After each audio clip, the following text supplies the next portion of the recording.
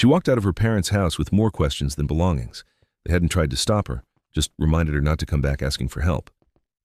At first, she told herself it was tough love, something meant to push her forward. But when she returned months later, hoping things had softened, the door opened to polite distance. No warmth, no effort, just the sense that she no longer belonged there.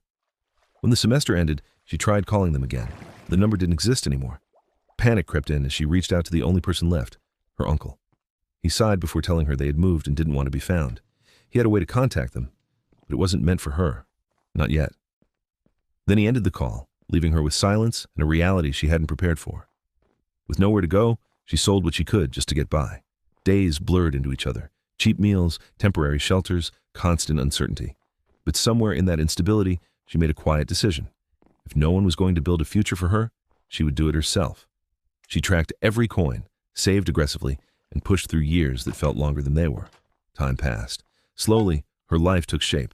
Small wins turned into stability, stability into success. Decades later, she wasn't just getting by. She was running operations at a growing company, someone people relied on. Not long ago, she saw them again. By chance, like nothing had happened. They greeted her carefully, almost cautiously, and invited her to sit down for a meal. She agreed. Over dinner, the truth came out in pieces. They had walked away because she chose her own path instead of the one they wanted, because she didn't fit into their plans. She listened, calm and steady, then simply said, "It worked out anyway." They nodded, then asked her for money, as if the years in between could be summed up with a number. This time she didn't hesitate.